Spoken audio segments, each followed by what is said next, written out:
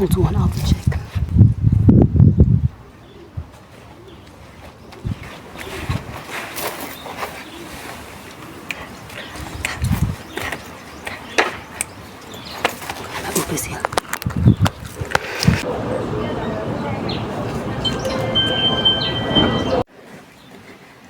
I'm back.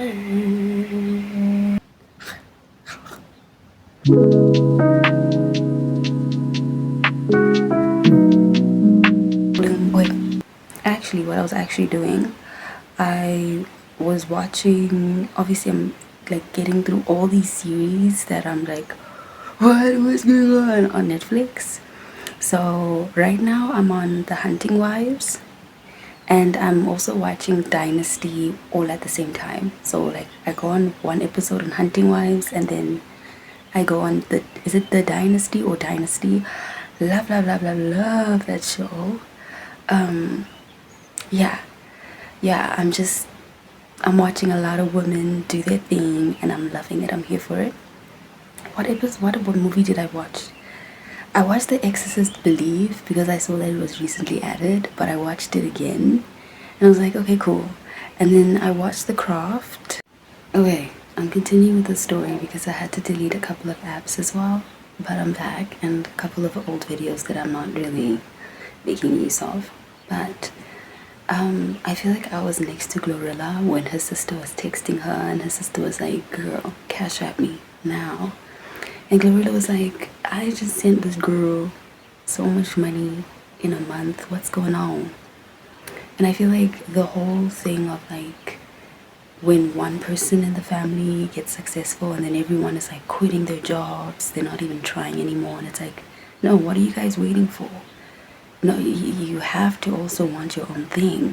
You have to also want to have your own business or work a job at least if you don't want to own a business. Because I do feel like owning a business is a bit more difficult than working for someone, because you're going to have to be in charge of everyone else's paycheck and everyone else's insurance, and everyone is like, where's my money? Where's my money? Glorilla's 26, you're 30. At some point you gotta try. You gotta try. Like even if it's a hot dog stand, because people love hot dogs. So it's like, try. Even if it's a sandwich stand, try. Even if you're cutting hair, try. Do something. You can't expect someone to just make it in life and then just hand it over to you. And there's like, no. And I feel as though like this probably isn't the first time that her sister has done this to her. I think she's done this all throughout their childhood. And she probably thought that she was better than her, Glorilla. She thought that she was better than Glorilla her whole childhood, even when Glorilla was struggling right next to them. And I think that's the whole dynamic of it. You know, when people are in a one-sided competition with you, and then you make it in life because you're not in a one-sided competition, and now they're still in the same place that they're at, and now they're just like expecting you to pull through. Like, no, I'm not going to be the father you never had. I'm not going to be the mom you never had. And you have to figure this out the way other people are figuring it out. And that's how it is. And a lot of people wouldn't understand that. And I'm glad that maybe 90% of people are on Glorilla's side in terms of this whole situation. Because it's like, that's a little bit unfair. She has been paying like what, 10 siblings? That's a little bit insane. You got 10 siblings. Why is all 10 of them not doing something? Why is it that were we all waiting for Glorilla to pop off? That's how I feel it was in their whole childhood. And I feel as though like it's also that type of dynamic where they were probably constantly picking on her. They're constantly telling her who she is and, oh, you'll never make it. They're trying to be like the gods or like the voice in her life. Because you're struggling with them and you're seeing them down, it does not mean it's a forever thing. They might surpass you in life. And if you're that type of person that likes to, oh no, you're not going to be that successful. You're not going to be anything. People are not in control of their own lives, quite honestly. Everything is so unpredictable. You might think the class clown is never going to make it in life, but the class clown becomes CEO. And now they're like cutting checks and they're telling people what to do. And it's like, wow, I thought you were going to be a class clown for the rest of your life. People go through circumstances and they either learn from it or they stay down. And for you to think that you're going to be the god and you're going to, determine someone's future just because you think that you're the smartest in the room, it's not going to work.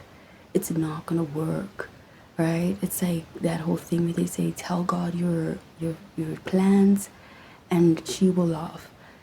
Yeah, she'll laugh at you. Like, quite honestly, she'll laugh in your face and go, ah, watch this. Actually, you'll have to go through this first and learn and see if you can learn from this, and then in order to get that. And then other people will, praise the devil so much. They'll put so much faith in it and say, oh, it's devil work. And it's like, well, you really love the devil. You think that the devil holds so much power, because not everything is the devil. Some things are hard work. Some people are actually putting in the time, the energy. They're constantly manifesting it and praying about it, whichever one you prefer. And you need to start putting trust in that guy down there, which I believe is a man. If you're dealing with this type of situation in your own life, you need to get away from people like that. Like, there's no room for people to be entitled with your money and your hard work. People need to start being grateful, and they need to stop feeling as if they're owed other people's money and success. And you need to stop riding on people's coattails, for flipping sake. And you need to get your own hustle, right? Don't make fun of people hustling while you're not hustling. And now you like, oh God, everyone's running laps around me. Now you're obligated. That's the word that she used. Now everyone is obligated to give me what they worked hard for, what they waited for. I didn't even encourage them, but here I am with my hand out. Like, yeah, you're obligated. Yeah, like, no, it just doesn't work that way. And it's not fair. It's really not fair, especially when people know that you were the snake, know that you were in this one-sided competition with them. And it's like, you don't have to be in a one-sided competition with me. You have to be in a competition with yourself. I think you're scared of facing yourself, because that's where it needs to start. That's where it needs to start, and that's where it needs to end. And the only reason why you're not succeeding is because you're too focused on what other people are doing and not what you're doing. You're actually running away from what you're supposed to be doing. And then you want to be God in other people's lives. I don't think so. And then you wonder, wait, why am I being left behind? I don't know. I think you know the answer for that one. I think you can see the answer for itself. So it's just very important not to become a bro-rilla in other people's lives, in your family's lives, and actually learn how to earn something yourself, and like learn the lessons and learn how to manage it. And if you are dependent on someone, it's good to be grateful and not to think that they're obligated, and not to think that they have to do it. If they don't do it, no.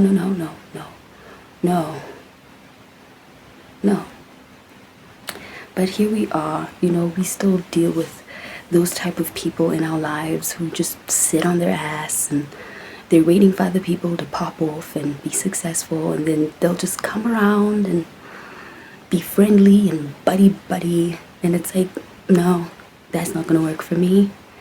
That's never gonna work for me. It's like, encouragement is free, motivation is free. Like, you can actually motivate someone without having to break the bank or spend all your money. You can actually root for someone without having to like sell your latest jacket. And like, support sometimes doesn't always mean paying someone's way, giving something away. No, support can also be like, I rally around you. You might not be right, you might not be wrong, but listen, I'm supporting. And a lot of people don't understand that, and that's why a lot of people just get left behind, and then they don't know why. Well, it's because you did not use wise words. You did not choose your words, sweetheart. You choose to fight. And now you are struggling. And now you expect me to just be obligated to serve you and help you when you don't even speak life into someone else. That's why it's important to clap for others. you clap for others, that's when you can tell when, okay, you're ready for your things. The jealousy for me is, I can't stand jealous people. I don't like you. I like, let's just keep it up. Let's just keep it up front. If you are a jealous person, just know that I'm not gonna like you, because I just know that you don't learn from your lessons. Life is happening to you instead of life happening for you, and that's how you actually move around life. And then when you see other people's things, you can't be happy for others, and it's like, you're a bit stale. You're stale like bread, and I can't do that. I can't do carbs that are stale. I have to do it fresh from the oven. And I just can't stand jealous people because they don't get it. They don't get it. It's like their first time on earth, and it's like, yeah, no. No. I'd rather be surrounded by people that are happy for others. You know, when you can be happy for others, that's when you know that people aren't gonna bother you that much. And whatever people get, if that person gets a brand new Mercedes, you're not really bothered. You're actually happy for them that they don't have to take public transport anymore. But that's not how a lot of people think, and that's why they are in the position that they're in. And then they get surprised when things don't really work out for them, because who is going to give blessings to stale bread?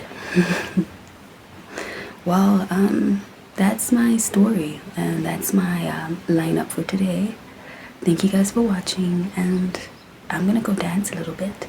I'll see you in the next episode of Something to Watch Sunday. Oh my god, like my leg is numb.